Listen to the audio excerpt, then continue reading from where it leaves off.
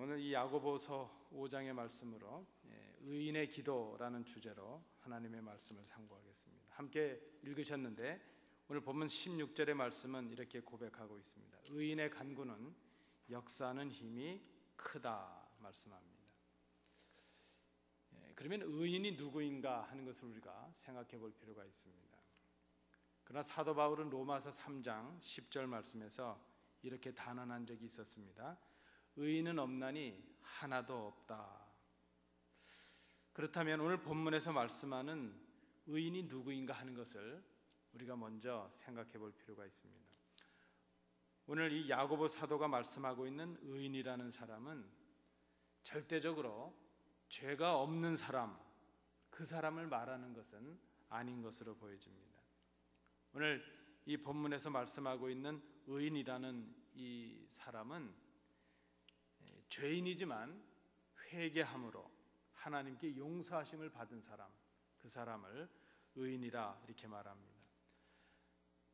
자기의 죄를 회개함으로 예수를 믿고 죄를 고백한 사람, 그래서 주님께로부터 의인이라 칭함을 받은 사람, 그 사람이 바로 의인이라 말할 수 있습니다. 그렇게 자신의 죄를 주님께 고백하고 주님을 의지하고 주님께 기도하는 사람, 그들의 기도를 하나님께서 들으신다 하는 것이죠. 주님을 의지하고 말씀에 순종하며 살아가는 사람들, 주님께서 의인이라 칭해 주신 그 사람들, 그들의 간구에는 강한 힘이 있다 하는 것입니다. 하나님께서 그들의 기도를 응답하시기 때문입니다. 오늘 이 특별히 13절 말씀에 보면 그 의인들의 특성이 13절부터 우리가 읽으신 18절까지의 말씀에 보면 그 의인의 기도에 관한 말씀들이 나타나고 있는데 이렇게 정리해 볼 수 있겠습니다. 의인의 특성은, 의인의 삶의 특징은 기도와 찬송으로 보여질 수 있다는 것입니다. 예수 믿는 사람과 예수 믿지 않는 사람을 구별해낼 수 있는 많은 것들이 있습니다. 그런데 불행하게도 교회 안에서는 이 믿는 자들이 잘 보여지는데 세상 밖에 나가면 잘 보여지질 않죠. 그런데 보여질 수 있는 특징 중에 하나가 있는데 무엇인가 하면 기도하는 모습과 기도하는 생활과 찬송하는 생활이라 이렇게 볼 수 있습니다. 그런 의인들에게는 하나님께서 주시는 즐거움이 있습니다. 오늘 본문의 이 즐거움이라는 이 말은 하나님께서 주시는 내적인 평안을 말합니다. 우리가 보통 평안 이렇게 말할 때 여러분 잘 아시는 히브리어로는 샬롬이라는 단어를 쓰죠. 헬라어에서는 에이레네라는 말을 씁니다. 같은 의미죠. 우리 속에서 일어나는 기쁨, 그것으로 인한 고요함, 평안, 그것이 즐거움이라 하는 단어로 쓰였습니다. 그런데 오늘 본문에 보면 그 의인에게 항상 즐거움만 있는 것은 아니라 하는 것입니다. 오늘 우리가 이 성경의 말씀을 보면 의인도 고난을 받는다 하는 것이죠. 여러분, 저도 마찬가지지만 우리 성도님들께서도 예수 믿고 살아가시면서 좋은 일만 있으신 것은 아니죠. 원치 않는 일도 있죠. 늘 칭찬만 듣는 것도 아니죠. 비난받을 때도 있고 오해를 받을 때도 있고 억울한 일을 당할 때도 있고 또 실수해서 어려움을 당할 때도 있습니다. 오늘 특별히 이 본문에는 고난이라는 말이 쓰였습니다. 의인도 고난을 받는다 하는 것이죠. 이 고난이라는 말에 이 단어 자체는 두 단어가 합쳐져서 쓰여졌습니다. 악이라는 단어와 고난을 당하다 하는 이 두 단어가 붙어져 있죠. 그래서 우리가 고난이라는 단어를 그저 단어의 의미로만 해석을 한다면 외부로부터 악한 영향을 받는 것, 악의 영향을 받는 것, 그것이 고난이라 이렇게 말할 수 있을 것입니다. 우리가 예수 믿고 살아가지만 그럼에도 불구하고 우리는 많은 고난을 당하게 됩니다. 자연으로부터 당하는 고난도 있죠. 우리가 육체를 가지고 살아가기 때문에 연약한 육체로 인해서 당하는 그런 고난들이 있습니다. 질병도 있고 죽음의 위험들도 있고 위협들도 있죠.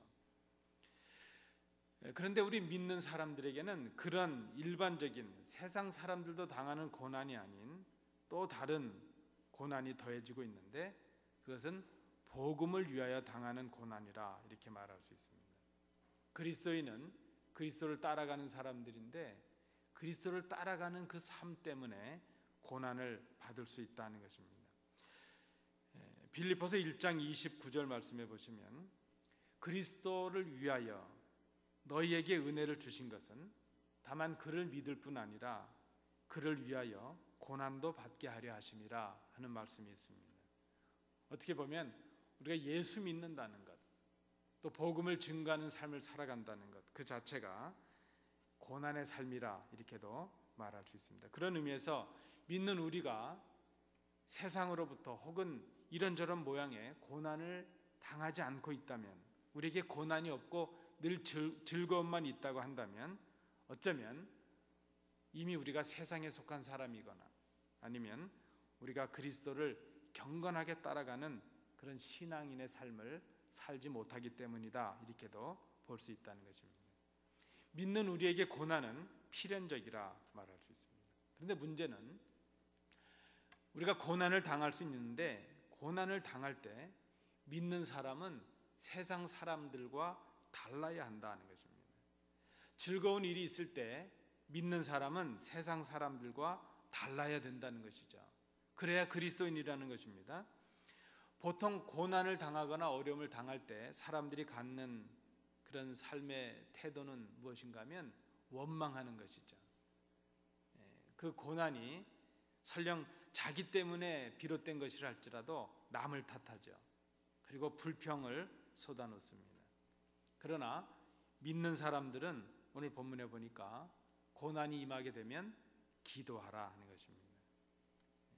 이것은 참 쉽진 않죠. 우리가 말씀대로 살아간다는 건 어렵지만, 그러나 말씀대로 살아가려고 노력하는 것이 그리스도인이라 이렇게 볼 수 있다면, 우리가 갖가지 이런저런 모양의 고난을 당하게 될 때에 우리가 가져야 될 태도는 기도하는 일이라 말할 수 있습니다. 하나님께 기도한다는 것은 그 고난을 해결할 수 있는 문제 해결의 방법을 하나님께로부터 찾는 것이라 이렇게 말할 수 있습니다. 또 즐거운 일이 있을 때 세상 사람들은 보통 그 좋은 결과의 어떤 공을 자기 자신에게 돌리고 자기 자신을 드러내려고 합니다. 그러나 믿는 사람들은 그런 일이 있을 때 하나님을 찬송한다는 것이죠. 하나님을 찬양합니다. 그 일을 이루신 분이 하나님이시라는 것을 고백하고 감사로 하나님께 영광을 돌리는 모습이라 볼 수 있습니다. 그런 의미에서 이 기도하는 모습, 찬송하는 생활, 기도하는 삶 그 자체가 하나님께서 우리의 삶의 주인 되시는 것을 인정할 수 있는 성숙한 신앙인의 모습이라 이렇게 볼 수 있습니다. 우리가 하루를 시작하면서 하루를 기도로, 찬송으로, 또 하루를 마감하면서 기도와 말씀으로 또 찬송함으로 이렇게 하루를 마무리할 수 있다면 우리의 삶에 작은 변화들이 시작이 될 것입니다. 여러분 늘 그렇게 하시겠지만 특별히 이 대림절 기간 동안 더 말씀 묵상하시고 더 기도하시고 그저 더 하나님을 찬송하시는 그런 삶이 이어질 수 있기를 원합니다. 자, 그러면 어떻게 기도할까 하는 것이 14절부터 16절에 나타납니다. 우리에게 기도, 이 찬송이 중요한 삶이라면 어떻게 기도할 것인가? 특별히 14절, 15절 상반절까지의 말씀에서 보시면 이렇게 정리해 볼 수 있습니다. 믿음의 기도라는 것으로 우리가 생각해 본다면 믿음의 기도는 이 땅의 지혜, 특별히 오늘 본문에 국한해서 볼 때에 의수를 배제하지 않는다는 것이죠. 우리 14절을 함께 읽어보시겠습니다. 너희 중에 병든 자가 있느냐? 그는 교회 장로들을 청할 것이요 그들은 주의 이름으로 기름을 바르며 그를 위하여 기도할지니라. 병든 자가 있을 때, 우리가 병에 걸렸을 때 교회 대표를 청하서 특별히 장로들을 청해서 그들로 하여금 기도하게 하라 하는 것이 본문의 말씀입니다. 그런데 이 14절 말씀과 15절 상반절의 말씀을 보면 우리가 살아가고 있는 이 땅의 삶과 현실적인 어떤 모순들이 일어나는 것을 우리가 볼 수 있습니다. 한번 여러분 속으로 대답해 보십시오. 우리가 병에 걸리거나 병든 자가 있을 때 교회 대표를 청해서 기도하시나요? 여기 교회 장로라 그랬는데 우리가 그저 넓게 해석하면 교회 지도자를 말하는 것이고 좁게 얘기하면 그저 목사, 교역자를 말하는 것으로 해석을 해도 무방하리라 생각합니다. 우리가 병이 걸렸을 때 급하면 급할수록 여러분 병에 걸렸을 때 교역자에게 연락해서 협의하시거나 기도를 부탁해 보신 적이 있으신가 하는 것을 한번 생각해 보시자는 것입니다. 성경은 이렇게 말씀하고 있는데 대부분 우리의 현실적인 삶은 어떤가 하면 목사 생각도 안 하죠. 교회 지도자들 생각도 하기 전에 우리는 병원에 가거나 의사에게 먼저 갑니다. 여러분 제가 지금 그렇게 하는 것이 잘못됐다 이것을 말씀드리는 건 아닙니다. 말씀과 우리 현실적인 삶에 뭔가 괴리가 모순이 나타나고 있다는 것입니다. 보통은 병원에 가서 먼저 치료를 받고 그 응급한 상황을 모면하고 난 후에 교회 알리거나 교육자에게 알려서 기도를 부탁하는 그런 모습을 그렇게 하는 것이 보통의 경우라 볼 수 있습니다. 또 하나의 모순이 나타나는데 15절의 상반절입니다. 믿음의 기도는 병든 자를 구원하리니 주께서 저를 일으키시리라 하는 구절입니다. 물론 우리가 기도함으로 병에서 놓여서 치유되는 기적 같은 치유를 경험하는 그런 사람들이 있기도 하지만 그러나 대부분 병에 걸려서 죽는 사람들이 얼마나 많은지 모릅니다. 우리가 환우들이나 병자들을 위해서 기도한다 할지라도 현실적인 오늘 말씀은 병든 자를 구원하시고 주께서 그를 일으키신다. 믿음의 기도는 그렇게 주의 응답을 받는다고 말씀은 나와 있지만 현실적인 우리의 삶 속에는 우리가 그렇게 간절히 기도하고 열심히 기도했는데도 중병에 걸려서 이미 이 세상을 떠난 우리의 가족들과 우리의 성도들이 얼마나 많은가 하는 것이죠. 그러면 이렇게 해석할 수 있습니까? 우리가 열심히 기도했는데 누군가가 이 세상을 떠나서 하나님의 부르심을 받았다면 우리의 기도가 잘못되어서 그렇다 이렇게 해석할 수는 없다는 것이죠. 그래서 이 말씀 14절 15절 상반절의 이 말씀 속에서는 뭔가 지금 우리의 삶과는 다른 모순이 발견되고 있다는 것입니다. 그런 의미에서 이 말씀은 해석상에 참 어려움이 있고 말씀드린 대로 현실적인 모순을 담고 있는 그런 말씀입니다. 우리가 이 말씀을 좀 더 지혜롭게 해석하기 위해서 가지치기를 한다랄까요? 일단 극단적인 틀린 생각들은 좀 쳐내면서 해석을 할 필요가 있습니다. 우선 이 말씀 14절에 근거해서 소위 말하는 영적인 치료를 주장하는 사람들이 있습니다. 영어식 표현으로는 그런 표현을 spiritual healing 이렇게 말합니다. 최근에 한국적인 개념으로는 치유 목회, 치유 사역 이렇게 말합니다. 그래서 마치 목회하는 것 자체가 병자들을 고치는 것이 목적인 것처럼 그렇게 하는 사람들이 있죠. 그러나 여러분 사실 교회 사역, 우리의 섬김, 목회라는 그 넓은 영역 안에서는 치유라는 것은 다 포함이 되는 것이죠. 그러니까 무슨 목회 이렇게 해서 그것을 국한하고 그것만이 교회와 신앙과 목회의 목적인 것처럼 하는 것은 좀 바람직하지 못하다 말할 수 있습니다. 우선 이 스피리추얼 힐링이라는 것을 주장하는 사람들 중에는 모든 병을 다 하나님께 기도함으로서만 고쳐야 된다 이렇게 주장하는 사람들입니다. 그 사람들은 그렇게 주장하는 사람들은 약을 먹거나 병원에 가서 도움을 받는 것을 아주 불신앙적인 신앙이 없는 모습으로 그렇게 치부를 합니다. 심지어 그 병원에 가거나 의사의 도움을 받는 것을 불신앙적인, 하나님을 믿지 않는 것처럼 그렇게 치부하기도 하죠. 우리 주변에도 그런 일들을 자주 보지 않습니까? 미국에서도 그런 일이 있죠. 이 10대 아이가 간단한 항생제 하나 먹으면 나을 수 있는 병을 기도로 고친다고 이제 그 모든 치료를 거부하다가 아마 얼마 전에 대통령의 명령으로 그 아이를 그 부모로부터 떼어내서 병원에 가서 치료를 했던 적도 있죠. 근데 그 부모가 그 경찰과 대통령을 상대로 소송을 걸겠다고 막 그랬죠. 종교의 자유를 침해했다는 것입니다. 그러나 그 종교의 자유보다도 생명의 존엄이 더 귀하다.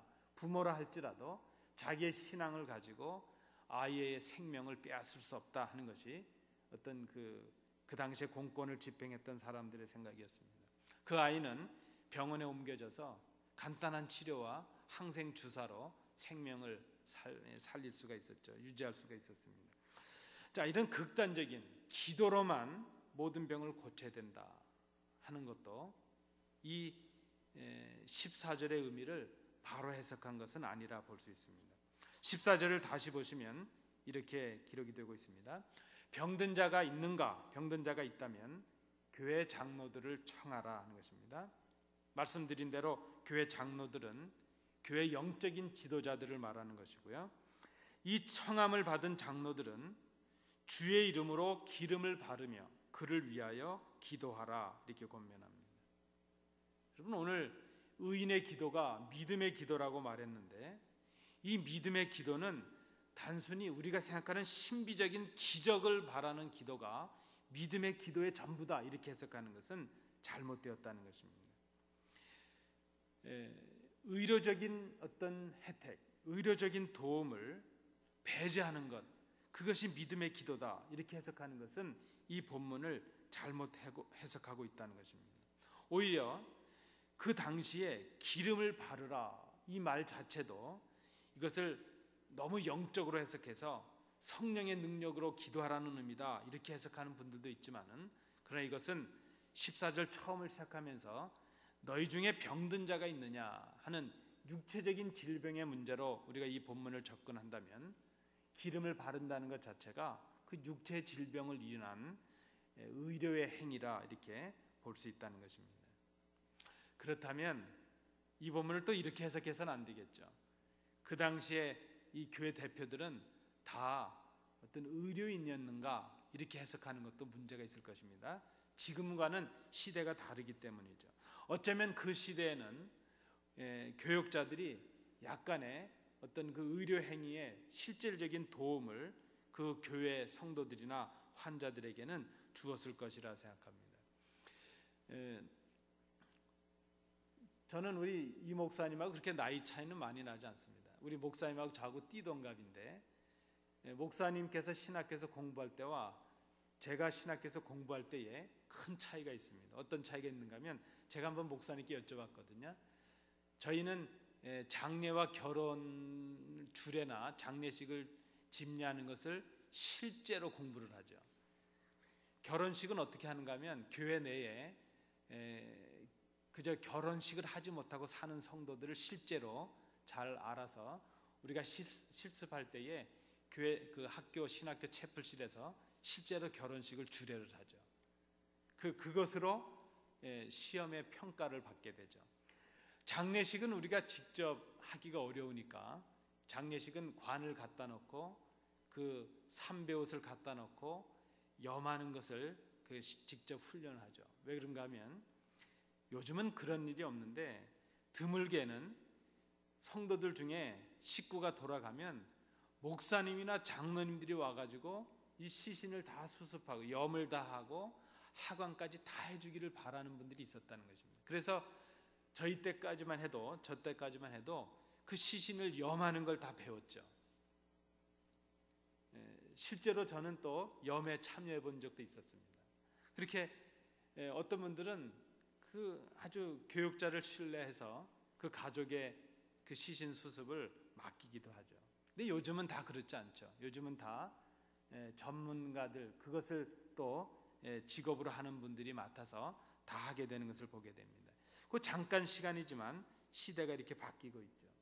오늘 이 14절의 말씀을 좀 더 우리가 쉽게 해석을 한다면 이렇게 말할 수 있을 것입니다. 이 기름을 바르고 기도하라 하는 이 권면은 약도 먹으면서 약도 바르면서 기도하라 하는 의미로 볼 수 있죠. 요즘의 의미로 우리가 해석을 한다면 병원에 가서 좋은 치료를 받으면서 그러면서 기도하라 하는 의미로 볼 수 있을 것입니다.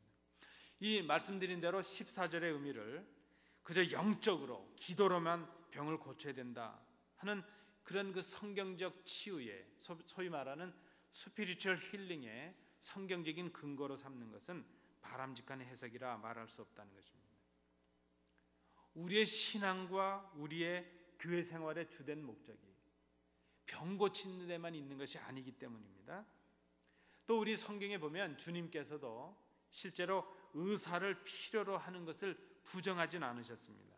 마태복음 9장 12절 말씀해 보시면 예수께서 들으시고 이르시되 건강한 자에게는 의원이 쓸데없고 병든 자에게라야 쓸데있느니라 말씀하셨죠. 사도 바울도 믿음의 아들인 디모데에게 권면할 때에 약의 필요성에 대해서 이렇게 언급하고 있습니다. 디모데 전서 5장 23절에 보면 이제부터는 물만 마시지 말고 내 비위와 자주 나는 병을 인하여 포도주를 조금씩 쓰라 이렇게 말씀합니다. 그러니까 이 육신의 질병을 위해서 바람직한 행동이 무엇인가? 그것은 병든 사람이 있거나 혹은 우리가 병에 걸렸을 때는 교회 장로를 청하라는 것입니다. 이는 그 병의 문제가 영적인 문제인 것을 깨닫고 영적인 지도자를 통해서 주님께 아랜다는 의미가 있는 것이죠. 이것은 살고 죽는 것이 주님께 달려있다는 것을 고백하는 것입니다. 이 모든 처분을 주님께 맡기는 것이요, 주님께서 고치신다는 것을 의지하는 것이지요. 그러면 청함을 받은 이 교회 장로는 주님의 이름으로 기름을 바르고 위에서 기도하라는 것입니다. 이 말씀은 그 환자를 방문한 장로가 그 병든 자를 위해서 기적을 베풀어라 그런 의미가 아니라는 것입니다. 병든 자를 위해서 사랑을 베풀고 관심을 가지고 하나님께 기도하라는 것입니다. 장로는 그 병든 자가 그 질병의 환난과 그 고난 가운데서도 주님을 바라보고 주님을 의지할 수 있도록 권면하라 하는 것입니다. 우리가 병에 걸렸을 때 의사의 도움을 받든지 약의 도움을 받든지 혹은 하나님께서 기적적으로 고쳐주시든지 간에 고치시는 능력이 주님께 있다는 것을 믿으라 하는 것입니다. 그것이 바로 믿음의 기도라 하는 것이죠. 기름을 바르는 것은 인간적인 지혜라 말할 수 있습니다. 의술, 우리가 지금 혜택을 받고 있는 이 모든 의료의 혜택이 하나님께서 우리에게 주신 지혜라 말할 수 있습니다. 어떤 분은 이 의료의 도움을 이렇게 해석하는 신학자도 있죠. 이 모든 의술, 이것은 생명을 살리고 보존하는 일을 위해서 하나님께서 주신 지혜요, 성령의 사역의 응답이라는 것입니다. 그렇다면 여러분, 하나님께서 우리에게 주신 이 지혜, 이 의술을 통해서 우리가 치료받는 것, 이것도 하나님께서 우리에게 주시는 선물이요, 기도의 응답이라 이렇게도 말할 수 있다는 것입니다. 중요한 것은 이것이죠. 기름을 바르는 것은 인간의 지혜이지만 그 병을 고치는 것은, 그 주권은 주님께 있다는 것입니다. 우리의 먹는 약이 효험이 있고 우리가 수술한 그 환부에서 새살이 돋아나고 진액이 나는 것, 그것은 주님께서 하시는 일이라는 것입니다. 여러분, 모든 의사가 다 사람을 고칠 수가 없습니다. 모든 약이 우리를 다 고칠 수가 없습니다. 우리가 의료의 도움을 받는 것, 그러면서 기도하는 것, 이것은 믿음 없는 그런 행동이 아니라는 것을 우리가 생각해야 될 것입니다. 그런 의미에서 또 다른 면에서 생각해 본다면, 주님을 의지하지 아니하고 무조건 의료의 혜택만 구하고 그저 병원의 도움만을 생각하고 그렇게 하는 것도 그것은 바람직한 신앙이라 말할 수 없다는 것입니다. 오늘 이 14절 15절을 해석함에 있어서 너무 극단적인 상반적인 해석을 하는 것은 바람직하지 못하다는 것입니다. 여러분, 의사가 수술하지만 고치시는 분은 하나님이십니다. 그래서 우리가 하나님께 기도합니다. 좋은 약들이 많이 있지만 우리가 그 약을 먹음에도 불구하고 하나님께 기도합니다. 그 약의 효험이 주의 능력으로 나타날 수 있기 때문입니다. 그래서 믿음의 기도라고 하는 것, 그것은 주님을 의지하는 데 있습니다. 고치시는 분이 주님이시라는 것을, 주님의 능력이라는 것을 우리가 생각해야 되는 것이죠. 어떤 사람이 기도하면 낫는다, 그래서 그것도 틀린 것입니다. 누구누구는 기도의 능력이 있어, 그것도 사실은 틀린 것이죠. 우리가 어떻게 기도하든지 주님께서 우리를 고치신다는 그런 믿음으로 기도하게 되면 그 결과는 하나님께서 하신다는 것입니다. 그런 의미에서 오늘 본문에 말하는 믿음의 기도라고 하는 것은 주님의 능력을 전적으로 의지하는 기도라 말할 수 있습니다. 병원에 가십시오. 저도 병원에 갑니다. 저도 약도 먹습니다. 그러나 약 먹기 전에 기도하죠. 약을 먹으면서도 기도합니다. 고치시는 그 능력은 약이 아니고 그 약을 통해서 역사하실 하나님이시라는 것을 우리가 믿기 때문입니다. 이렇게 주님의 능력을 의지하는 기도, 그 기도가 믿음의 기도라 말할 수 있습니다. 이제 15절 하반절, 16절 상반절을 보면서 이렇게 또 하나 정리해 볼 수 있겠습니다. 믿음의 기도는 회개하는 기도라 하는 것입니다. 저를 한번 따라해 주십시오. 믿음의 기도는 회개의 기도이다. 뭐 우리나라도 그렇고 성경의 유대인들도 그렇고 전통적으로 가지고 있는 생각 중에 하나가 무엇인가 하면 질병은 죄값이라 하는 생각입니다. 물론 우리가 질병에 걸리는 것, 그것은 인간의 타락과 죄로 인해서 이 땅에 들어왔다 이렇게 해석을 하는 것은 그저 당연한 일이라 생각합니다. 그러나 우리가 한 가지 조심해야 될 것은 어떤 병이 걸리게 되면 그것이 뭐 귀신 때문이라거나 혹은 저가 무슨 죄를 지었기 때문에 그렇다 이렇게 해석하는 것은 바람직하지 못하다는 것이죠. 엄밀하게 보면 질병은 죄값이다 이렇게 생각하는 것은 뭐 맞을 수도 있고 아닐 수도 있다 하는 것이 정답입니다.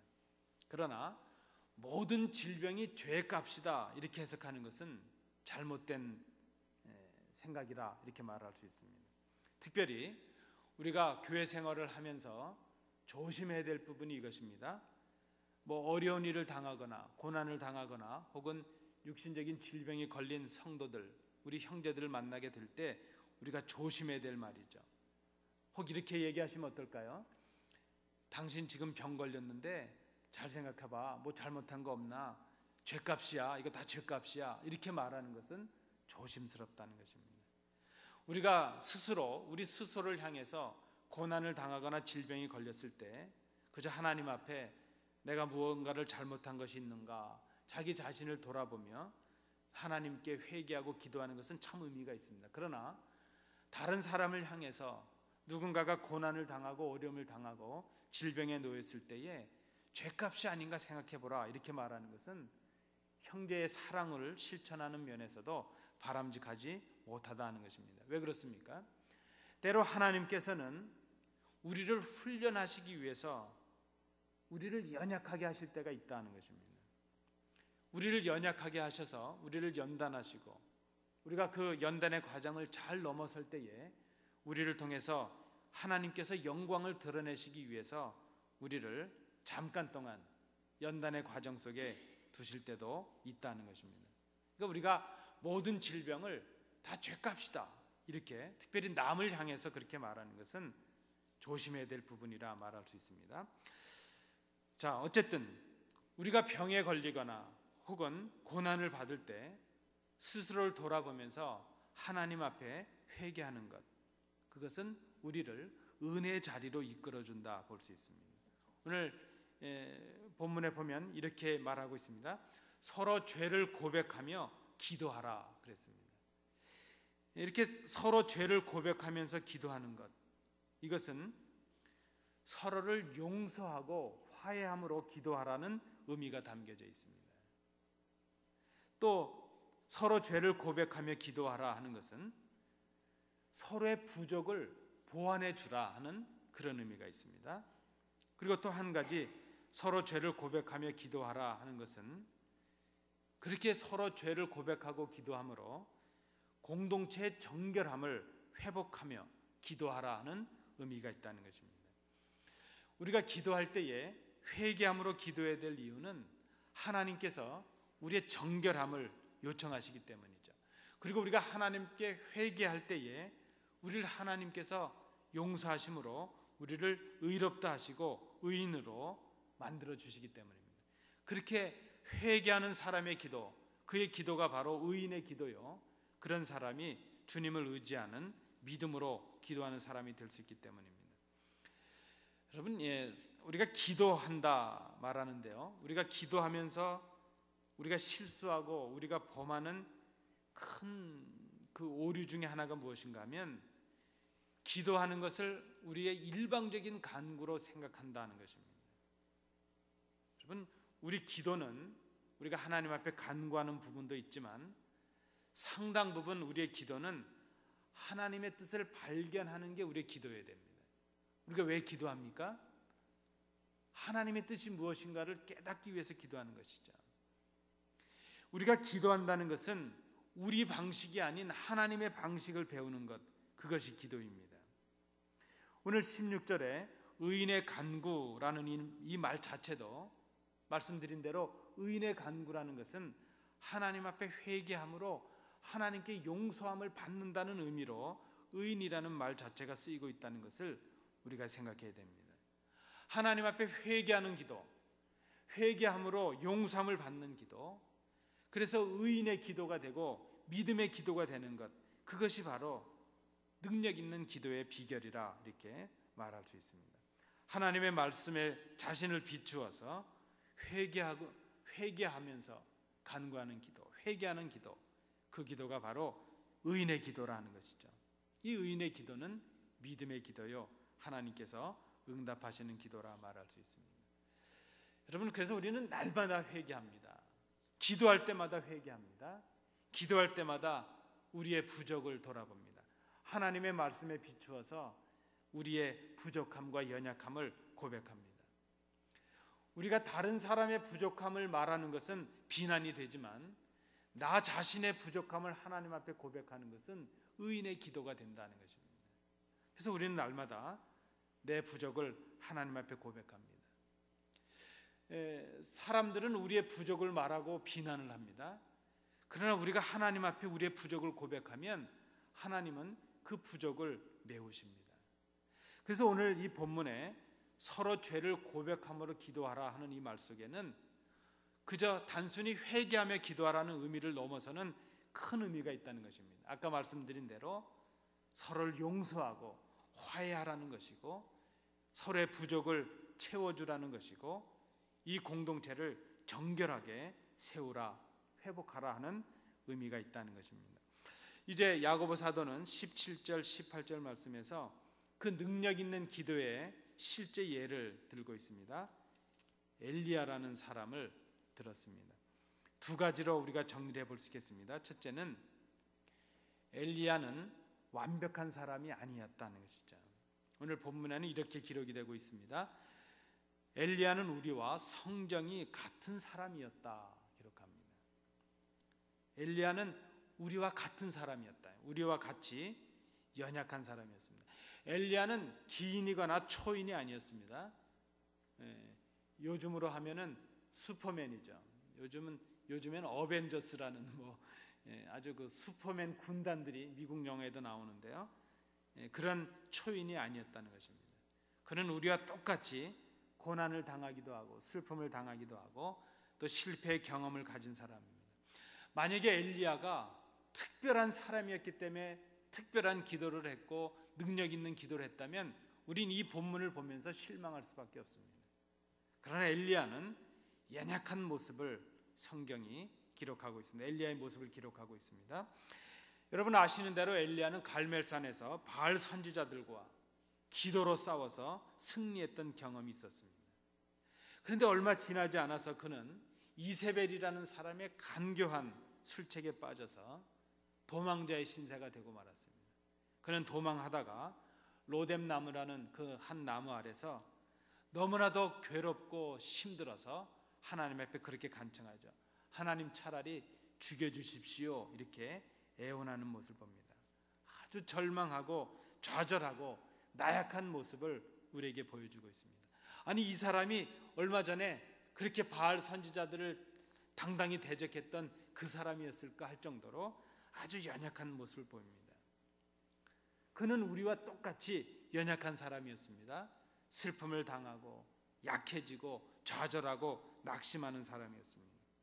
그런데 오늘 본문을 다시 보시면 그러나 그는 연약한 사람이었지만 능력의 기도를 했다는 것입니다.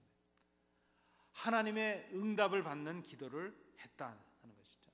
이렇게 연약한 엘리야였지만 그가 비가 오지 않기를 간절히 기도한 즉 3년 6개월 동안 비가 오지 않았습니다. 또한 그가 다시 기도하게 될 때에 하늘이 비를 주고 땅이 열매를 맺게 되었다 하는 것이 오늘 본문에 기록되고 있습니다. 여기 간절히 기도했다 하는 그 의미는 열심히 기도했다는 의미가 있죠. 그러나 그 간절하다는 의미 속에는 진실하다 하는 뜻이 담겨져 있습니다.